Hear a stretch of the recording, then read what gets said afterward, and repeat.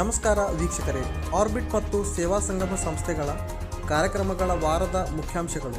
June 20ರಂದು Kalaburagi ಜಿಲ್ಲೆ scent ಮೇರಿ ಶಾಲೆಯಲ್ಲಿ ತಂಬಾಕು ನಿಷೇಧ ಕಾರ್ಯಕ್ರಮವನ್ನು ಹಮ್ಮಿಕೊಳ್ಳಲಾಯಿತು. ಈ ಒಂದು ಕಾರ್ಯಕ್ರಮದಲ್ಲಿ ಸಂಪನ್ಮೂಲ ವ್ಯಕ್ತಿಯಾಗಿ ಡಾಕ್ಟರ್ ಸಂಧ್ಯಾ ಕಾನೇಕರ್ NOHP ಮತ್ತು ಶ್ರೀಮತಿ ಸುಜಾತಾ ಪಾಟೀಲ್, ಜಿಲ್ಲಾ ತಂಬಾಕು ನಿಷೇಧ ಕೋಶ ಸಲಹೆಗಾರರು ಕಲಬುರಗಿ, ಇವರು ಮಕ್ಕಳಿಗೆ ತಂಬಾಕು ತ್ಯಜಿಸುವುದು ಹೇಗೆ ಮತ್ತು ತಂಬಾಕು ತ್ಯಜಿಸುವುದರಿಂದ ಆಗುವ ಪ್ರಯೋಜನಗಳ ಬಗ್ಗೆ ಹಾಗೂ ಧೂಮಪಾನ ಮತ್ತು ತಂಬಾಕು ಸೇವನೆಯಿಂದ ಆರೋಗ್ಯದ ಮೇಲೆ ಆಗುವ ದುಷ್ಪರಿಣಾಮಗಳ ಬಗ್ಗೆ ಮಾಹಿತಿ ನೀಡಿದರು. ತಂಬಾಕು ಸೇವನೆಯಿಂದ ಕ್ಯಾನ್ಸರ್, ಹೃದಯ ಸಂಬಂಧಿ ಕಾಯಿಲೆಗಳು, ಶ್ವಾಸಕೋಶದ ಕಾಯಿಲೆಗಳಿಗೆ ತಂಬಾಕು ಸೇವನೆಯ ಪ್ರಮುಖ ಕಾರಣವಾಗಿದೆ ಎಂದು ತಿಳಿಸಿದರು. ಈ ಕಾರ್ಯಕ್ರಮದಲ್ಲಿ ಸೆಂಟ್ ಮೇರಿ ಶಾಲೆಯ ಮುಖ್ಯೋಪಾಧ್ಯಾಯರು ಸಿಸ್ಟರ್ ಫಿಲೋಮಿನಾ ಮಿನೆಜಸ್, ಶಿಕ್ಷಕರು ಹಾಗೂ ಸೇವಾ ಸಂಗಮ ಸಂಸ್ಥೆಯ ಸ್ಪರ್ಶ ಕ್ಯಾನ್ಸರ್ ಕಾರ್ಯಕ್ರಮದ ಸಂಯೋಜಕಿಯಾದ ಶ್ರೀಮತಿ ಸ್ವಾತಿ ಮತ್ತು ಶೀಘ್ರ ಪತ್ತೆ ಹಚ್ಚುವಿಕೆ ಮತ್ತು ಆರಂಭಿಕ ಶಿಕ್ಷಣದ ಸಂಯೋಜಕಿಯಾದ ಶ್ರೀಮತಿ ಶ್ವೇತಾ ಮತ್ತು 450 ಮಕ್ಕಳು ಭಾಗವಹಿಸಿದರು. ಜೂನ್ 24ರಂದು ಸೇವಾ ಸಂಗಮ ಸಂಸ್ಥೆಯಿಂದ ಉಜ್ಜೀವನ ಕಾರ್ಯಕ್ರಮದ ಯೋಜನೆಯ ಅಡಿಯಲ್ಲಿ ಕಾರ್ಯಕರ್ತೆ ಶ್ರೀಮತಿ ನಂದಿನಿರವರು ಕಲಬುರಗಿ ತಾಲೂಕಿನ ಸೀತನೂರು ಗ್ರಾಮಕ್ಕೆ ಭೇಟಿ ನೀಡಿ ಮಳೆ ನೀರು ಸಂರಕ್ಷಣೆ ಬಗ್ಗೆ ಮತ್ತು ತೋಟಗಾರಿಕೆ ಇಲಾಖೆಯಿಂದ ಸಿಗುವ ಸೌಲಭ್ಯಗಳ ಬಗ್ಗೆ 56 ಜನರಿಗೆ ಮಾಹಿತಿ ನೀಡಿದರು. ತೋಟಗಾರಿಕೆ ಇಲಾಖೆಯಿಂದ ಮಹಾತ್ಮ ಗಾಂಧಿ ಉದ್ಯೋಗ ಖಾತ್ರಿ ಕಾರ್ಡ್ ಇರುವ ಸದಸ್ಯರುಗಳಿಗೆ ಪ್ರತಿಯೊಬ್ಬರಿಗೆ 8 ಸಸಿಗಳನ್ನು ನೀಡಲಾಗುವುದು ಎಂದು ತಿಳಿಸಿ 31 ಜನರ ದಾಖಲೆಗಳನ್ನು ಸಂಗ್ರಹಿಸಿ ತೋಟಗಾರಿಕೆ ಇಲಾಖೆ ಸಲ್ಲಿಸಲಾಯಿತು. ಸೇವಾ ಸಂಗಮ ಸಂಸ್ಥೆ ಹಾಗೂ ಅಜೀಂ ಪ್ರೇಮ್ಜಿ ಫೌಂಡೇಶನ್ ವತಿಯಿಂದ ಶೀಘ್ರ ಪತ್ತೆ ಹಚ್ಚುವಿಕೆ ಮತ್ತು ಆರಂಭಿಕ ಶಿಕ್ಷಣ ಕುರಿತು ಕುಮಾರಿ ಅನಿತಾರವರು ಅಂಬಿಕಾನಗರ ಅಂಗನವಾಡಿ ಕೇಂದ್ರದಲ್ಲಿ ಬೆಳವಣಿಗೆಯಲ್ಲಿ ಕುಂಠಿತ ಇರುವ ಮಕ್ಕಳ ಬಗ್ಗೆ ಮಾಹಿತಿ ಕಾರ್ಯಕ್ರಮ ಹಮ್ಮಿಕೊಳ್ಳಲಾಯಿತು. ಕಾರ್ಯಕ್ರಮದಲ್ಲಿ ಮಕ್ಕಳು ಹಾಗೂ ಪಾಲಕರು ಉಪಸ್ಥಿತರಿದ್ದರು. ಬೆಳವಣಿಗೆ ಕುಂಠಿತ ಇರುವ ಮಕ್ಕಳನ್ನು ಗುರುತಿಸಿ ಆ ಮಕ್ಕಳ ವಿಶ್ಲೇಷಣೆ ಮಾಡಿ ಆ ಮಕ್ಕಳಿಗೆ ಅವಶ್ಯಕತೆ ಇರುವ ಸಾಧನ ಸಲಕರಣೆ ನೀಡಿ ಮಕ್ಕಳಿಗೆ ಚಟುವಟಿಕೆ ನೀಡುವುದರ ಮೂಲಕ ಮಕ್ಕಳ ಬೆಳವಣಿಗೆಯಲ್ಲಿ ಸುಧಾರಣೆ ತರುವಂತಹ ಕೆಲಸದಲ್ಲಿ ಸೇವಾ ಸಂಗಮ ಸಂಸ್ಥೆ ತೊಡಗಿದೆ ಎಂದು ಹೇಳಿದರು. ಈ ಕಾರ್ಯಕ್ರಮದಲ್ಲಿ ಅಂಗನವಾಡಿ ಕಾರ್ಯಕರ್ತೆ ಶ್ರೀಮತಿ ಸುನಂದ ಹಾಗೂ ಪ್ರಿಯಾಂಕಾ ಸಿಸ್ಟರ್, ANM ಆಶಾ ಕಾರ್ಯಕರ್ತೆ ಶೋಭಾ, ಪಾಲಕರು, ಮಕ್ಕಳು ಒಟ್ಟು 15 ಜನ ಭಾಗವಹಿಸಿದರು. ಜೂನ್ 25ರಂದು ಸೇವಾ ಸಂಗಮ ಸಂಸ್ಥೆಯ ಹಾಗೂ ಅಜೀಂ ಪ್ರೇಮ್ಜಿ ಫೌಂಡೇಶನ್ ಸಂಯುಕ್ತಾಶ್ರಯದಲ್ಲಿ ಕಬ್ರಸ್ತಾನ್ ಅಂಗನವಾಡಿ ಕೇಂದ್ರದಲ್ಲಿ ಶೀಘ್ರ ಪತ್ತೆ ಹಚ್ಚುವಿಕೆ ಮತ್ತು ಆರಂಭಿಕ ಶಿಕ್ಷಣದ ಅಡಿಯಲ್ಲಿ ಸದೃಢ ಆರೋಗ್ಯಕ ಪೌಷ್ಟಿಕ ಆಹಾರ ಎಷ್ಟು ಪ್ರಮುಖ ಪಾತ್ರ ವಹಿಸುತ್ತದೆ ಎಂಬ ಮಾಹಿತಿಯನ್ನು ನೀಡಿದರು. ಮನುಷ್ಯನ ಮೂಲಭೂತ ಅಗತ್ಯಗಳಲ್ಲಿ ಆಹಾರವು ಬಹುಮುಖ್ಯ. ಆದರೆ ನಾವು ಎಂತಹ ಆಹಾರವನ್ನು ಯಾವಾಗ ಎಷ್ಟು ಪ್ರಮಾಣದಲ್ಲಿ ಸೇವಿಸಬೇಕೆಂಬುದು ತಿಳಿದುಕೊಳ್ಳುವುದು ಅಷ್ಟೇ ಪ್ರಾಮುಖ್ಯತೆಯನ್ನು ಪಡೆದಿದೆ. ಶ್ರೀಮತಿ ಶಿವಕಾಂತ ಅವರು ಮಾಹಿತಿ ತಿಳಿಸಿದರು.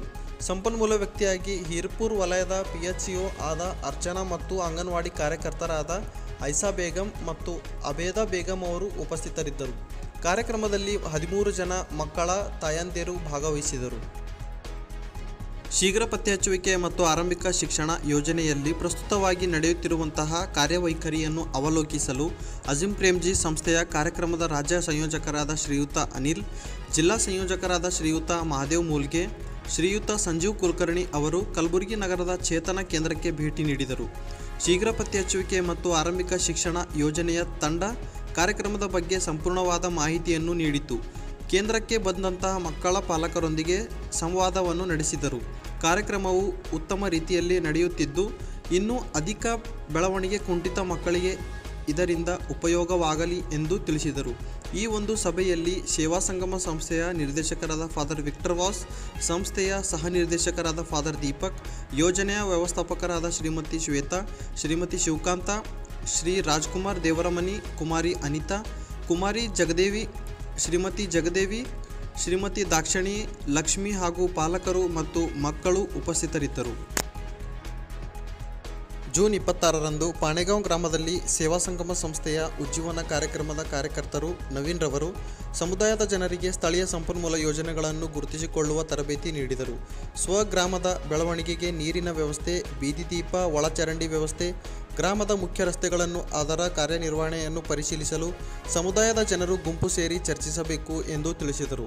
ನಂತರ ಗ್ರಾಮ ಪಂಚಾಯಿತಿಗೆ ಭೇಟಿ ನೀಡಿ 6 ಜನರು ಶೌಚಾಲಯಕ್ಕೆ ಅರ್ಜಿಯನ್ನು ಸಲ್ಲಿಸಿದರು. ಕಾರ್ಯಕ್ರಮದಲ್ಲಿ ರೈತ ಮುಖಂಡರು ಹಾಗೂ ರೈತರು ಭಾಗವಹಿಸಿದರು.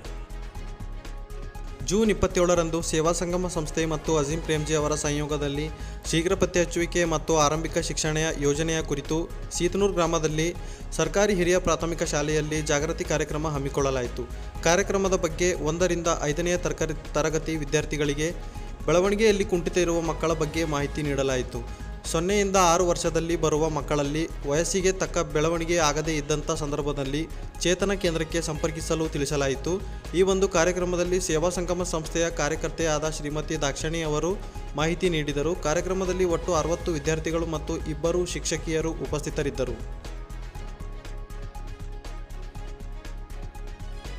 ಜೂನ್ 24ರಂದು ಬಸವಕಲ್ಯಾಣ ತಾಲೂಕಿನ ತಡೋಳ ಗ್ರಾಮದಲ್ಲಿ 3 ಅಂಗನವಾಡಿ ಕೇಂದ್ರಗಳ ಭೇಟಿ ಮಾಡಿ ಮಕ್ಕಳಿಗೆ ಸ್ಕ್ರೀನಿಂಗ್ ಮಾಡಲಾಯಿತು. ನಡೆಯಲು ಮತ್ತು ಮಾತು ಬರದೇ ಇರುವಂತಹ ಮಕ್ಕಳಿಗೆ ಶಬ್ದಗಳು ಹೇಳಿಸುವ ಮೂಲಕ ಮಾತನಾಡಲು ಹೇಳಿಕೊಡಲಾಗಿದೆ ಹಾಗೂ ನಡೆಯದೇ ಇರ್ತಕ್ಕಂತಹ ಮಗುವಿಗೆ ವಾಕಿಂಗ್ ಚಟುವಟಿಕೆ ಮಾಡಿಸಲಾಯಿತು. 3 ಮಕ್ಕಳ ಪೋಷಕರಿಗೆ ಚಟುವಟಿಕೆ ಮಾಡಿಸುವುದನ್ನು ಹೇಳಿಕೊಡಲಾಗಿದೆ.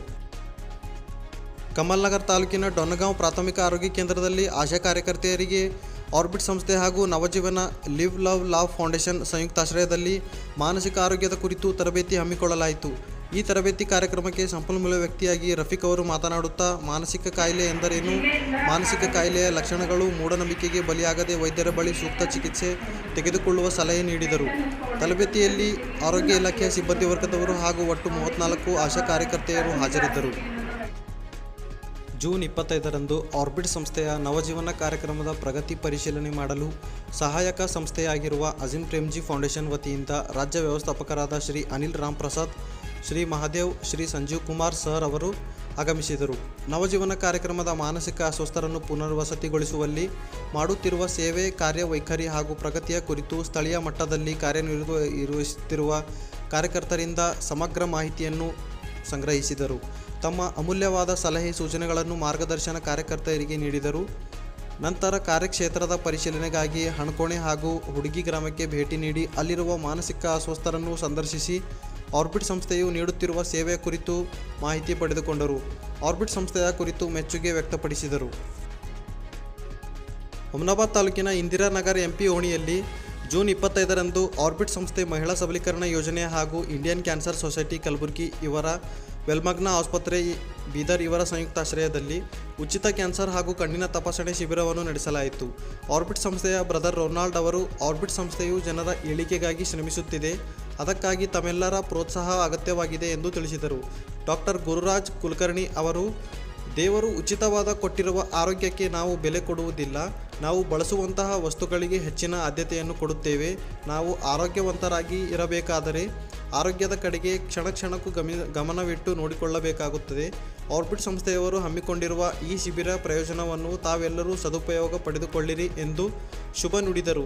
ಈ ಶಿಬಿರದಲ್ಲಿ ಮಹಿಳಾ ಸಬಲೀಕರಣ ಯೋಜನೆಯಲ್ಲಿ ಕಾರ್ಯನಿರ್ವಹಿಸುತ್ತಿರುವ ಸಂಯೋಜಕರು ಮತ್ತು ಕಾರ್ಯಕರ್ತರು ಹಾಗೂ ಸಂಸ್ಥೆಯ ಸಿಬ್ಬಂದಿ ವರ್ಗದವರು ಮತ್ತು ಧರ್ಮಸ್ಥಳ ಯೋಜನೆಯ ಅಡಿಯಲ್ಲಿ ತಾಲೂಕು ಸಂಯೋಜಕರಾಗಿ ಕಾರ್ಯನಿರ್ವಹಿಸುತ್ತಿರುವ ವೀರೇಶ್ ಅವರು ಹಾಗೂ ಓಣಿಯ ಮುಖಂಡರಾದ ಶ್ರೀ ಲಕ್ಷ್ಮೀಪುತ್ರ ಮಾಳ್ಗೆ, ಶ್ರೀ ಬಾಬು ಜಾನ್ವೀರ್, ಶ್ರೀ ಶ್ರೀಧರ್, ಪುರಸಭೆ ಸದಸ್ಯರು 130ಕ್ಕೂ ಮೇಲ್ಪಟ್ಟು ಜನರು ಚಿಕಿತ್ಸೆಯನ್ನು ಪಡೆದುಕೊಂಡರು. ಅಂತ ಹಣ ಗಳಿಕೆಗಾಗಿ, ಪ್ರಾಫಿಟ್ಗಾಗಿ ನಾವು ಏನನ್ನು ಮಾಡ್ತಾ ಇಲ್ಲ, ಆದರೆ ಜನರ ಒಳಿತಿಗಾಗಿ ನಮ್ಮ ಜನ ಮುಂದೆ ಬರಬೇಕು, ಜನರ ಪ್ರೀತಿಯಿಂದ ನಾವು ಈ ಕಾರ್ಯಕ್ರಮಗಳನ್ನೆಲ್ಲ ಮಾಡ್ತಾ ಇದ್ದೇವೆ. ಹೀಗಾಗಿ ಈ ಎಲ್ಲ ಕಾರ್ಯಕ್ರಮಗಳಿಗೆ ನೀವು ನಿಮ್ಮ ಸಹಕಾರವನ್ನು ನೀಡ್ತಾ ಇದ್ದೀರಿ. ನಮ್ಮ ಕಾರ್ಯಕರ್ತರು ಯಾವಾಗ ಬಂದು ನಿಮಗೆ ಕೇಳಿದರೂ ನೀವು ನಿಮ್ಮ ಸಹಕಾರವನ್ನು ನೀಡ್ತೀರಿ. ಆ ಭರವಸೆ ನಮಗಿದೆ ಮತ್ತು ನೀವು ನೀಡ್ತಾ ಇರೋದನ್ನು ನಾವು ಕಣ್ಮುಂದೆ ನೋಡಿದ್ದೇವೆ. ನಾವು ಎಲ್ಲೇ ಪ್ರೋಗ್ರಾಮ್ ಮಾಡಿದ್ರು ನಮ್ಗೆ ಏನ್ ಕಾಣ್ತಾರೆ, ಜಾಸ್ತಿ ಹೆಣ್ಮಕ್ಳು ಇರೋದು ಕಾಣ್ತಾರೆ. ಆದ್ರೆ ಇಲ್ಲಿ ಕೂತ್ಕೊಂಡಿರೋರು ಸುಮಾರು 60% ಗಂಡ್ಸು ಮಕ್ಕಳಿದ್ದೀರಿ. ಸೊ ಇದು ನೀವು ನಮಗೆ ಕೊಡ್ತಾ ಇರುವ ಆ ಪ್ರಾಮುಖ್ಯತೆ ಆಗಿರ್ಬೋದು, ಸಹಕಾರವನ್ನು ತೋರಿಸ್ತಾ ಇದೆ. ಹೀಗಾಗಿ ಎಲ್ಲರನ್ನು ವಂದಿಸುತ್ತಾ ನನ್ನ 2 ಮಾತು. ಜೂನ್ 25ರಂದು ಕಮಲ್ನಗರ್ ತಾಲೂಕಿನ ಹಂದಿಕೆರೆ ಗ್ರಾಮದಲ್ಲಿ ಆರ್ಬಿಟ್ ಸಂಸ್ಥೆಯ Navajeevan live love laugh foundation ಕಾರ್ಯಕ್ರಮದ ಕಾರ್ಯಕರ್ತರಾದ ಶ್ರೀ ಬಬನ್ ರಾಥೋಡ್ ಹಾಗೂ CHO ರವರು ಆಶಾ ಕಾರ್ಯಕರ್ತೆಯರ ಮಾಹಿತಿಯ ಮೇರೆಗೆ ಮಾನಸಿಕ ಅಸ್ವಸ್ಥರ ಸಮೀಕ್ಷೆಯ ಸಂದರ್ಭದಲ್ಲಿ ಮಾನಸಿಕ ಕಾಯಿಲೆಗೆ ಒಳಗಾದ ವ್ಯಕ್ತಿಯನ್ನು ಪತ್ತೆ ಹಚ್ಚಲಾಯಿತು. ಇವರ ಕುಟುಂಬದವರಿಗೆ ಆರ್ಬಿಟ್ ಸಂಸ್ಥೆ ಮಾಡುವ ಸೇವೆಯ ಬಗ್ಗೆ ತಿಳಿಸಿ ಕಮಲ್ನಗರ್ ಸರ್ಕಾರಿ ಆಸ್ಪತ್ರೆಯಲ್ಲಿ ತಿಂಗಳ ಕೊನೆಯ ಶುಕ್ರವಾರ ನಡೆಯುವ DMHP ಶಿಬಿರ ಬಗ್ಗೆ ಮಾಹಿತಿ ನೀಡಿ ಉಚಿತ ತಪಾಸಣೆ ಮತ್ತು ಚಿಕಿತ್ಸೆಯಲ್ಲಿ ಭಾಗಿಯಾಗಲು ಮನವರಿಕೆ ಮಾಡಲಾಯಿತು. ಇದರಲ್ಲಿ CHO ಹಾಗೂ ಆಶಾ ಕಾರ್ಯಕರ್ತೆಯರು ಭಾಗಿಯಾಗಿದ್ದರು.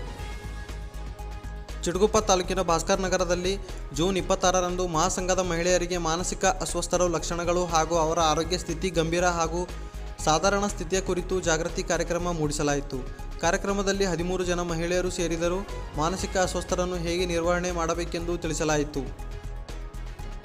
ಜೂನ್ 26ರಂದು ಚಿಟಗುಪ್ಪ ಪಟ್ಟಣದ ಭಾಸ್ಕರ್ ನಗರದಲ್ಲಿ ಶ್ರೀಮತಿ ರೀಟಾ ಮಹಿಳಾ ಸಬಲೀಕರಣ ಯೋಜನೆಯ ಕಾರ್ಯಕರ್ತರು ಕಮಲ್ ಮಹಾಸಂಘದ ಸದಸ್ಯರಿಗೆ ಸಂವಿಧಾನ ಹಕ್ಕುಗಳ ಕುರಿತು ತರಬೇತಿಯನ್ನು ಹಮ್ಮಿಕೊಂಡಿದ್ದರು. ಸಂಪನ್ಮೂಲ ವ್ಯಕ್ತಿಯಾಗಿ ಆಗಮಿಸಿರುವಂತಹ ಶ್ರೀ ಅರುಣ್ ಕೋಟೆ ನವಜೀವನ ಕಾರ್ಯಕ್ರಮದ ಆಪ್ತ ಸಮಾಲೋಚಕರು, ಭಾರತ ಸಂವಿಧಾನವು ದೇಶದಲ್ಲಿ ಅತಿ ಬೃಹತ್ ಸಂವಿಧಾನವಾಗಿದ್ದು ಎಲ್ಲ ಜನಸಾಮಾನ್ಯರಿಗೆ ಸಮಾನವಾದ ಹಕ್ಕನ್ನು ಮತದಾನ ಮಾಡುವುದರ ಮೂಲಕ ಒದಗಿಸಿಕೊಟ್ಟಿದೆ ಎಂಬುದರ ಕುರಿತು ಸಂಕ್ಷಿಪ್ತವಾಗಿ ತಿಳಿಸಿದರು. ಈ ತರಬೇತಿಯಲ್ಲಿ ಕಮಲ್ ಮಹಾಸಂಘದ ಮತ್ತು ಸಂಘದ 20 ಜನ ಪದಾಧಿಕಾರಿಗಳು ಭಾಗವಹಿಸಿ ಮಹಿಳೆಯರಿಗೆ ಇರುವ ವಿಶೇಷ ಹಕ್ಕಿನ ಬಗ್ಗೆ ತಿಳಿದುಕೊಂಡರು. इस संविधान के द्वारा हमें दिया गया है और सरकार उस संविधान के कानून को चलाने का काम करता है. समझ में आ रहा है? ಜೂನ್ 25 ಮತ್ತು 26ನೇ ತಾರೀಕಿನಂದು ಬೀದರ್ ಜಿಲ್ಲೆಯ 5 ಸರ್ಕಾರಿ ಶಾಲೆಗಳಲ್ಲಿ ಜಮಲ್ಪುರ್, ದುಡುಕನಾಳ್, ಔರಾದ್, ಠಾಣಕುಸ್ನೂರ್, ಸಂತಪುರ್ ಈ ಹಳ್ಳಿಗಳಲ್ಲಿ ಪರಿಸರ ಸಂರಕ್ಷಣೆ ನಮ್ಮೆಲ್ಲರ ಕರ್ತವ್ಯ ಎಂಬ ಧ್ಯೇಯವಾಕ್ಯದ ಮೂಲಕ ಪ್ಲಾಸ್ಟಿಕ್ ನಿರ್ಮೂಲನೆ ಕುರಿತು ಜಾಗೃತಿ ಮೂಡಿಸಲಾಯಿತು. ಇದರ ಜೊತೆಯಲ್ಲಿಯೇ ಕ್ಯಾನ್ಸರ್ ಜಾಗೃತಿಯನ್ನು ಮೂಡಿಸಲಾಯಿತು. ಈ ಜಾಗೃತಿ ಕಾರ್ಯಕ್ರಮದಲ್ಲಿ ಸಿಸ್ಟರ್ ರೀನಾ ಏಕಂಬ, ಲಿವ್ ಲವ್ ಲಾವ್ ಫೌಂಡೇಶನ್ ಕಾರ್ಯಕ್ರಮದ ಸಂಯೋಜಕರು ರಫೀಕ್ ಹಾಗೂ ಸೇವಾದರ್ಶಿ ಫ್ರಾನ್ಸಿಸ್ ಭಾಗವಹಿಸಿದ್ದರು. ಸುಮಾರು 400 ಮಕ್ಕಳು ಈ ಕಾರ್ಯಕ್ರಮದ ಪ್ರಯೋಜನವನ್ನು ಪಡೆದುಕೊಂಡರು.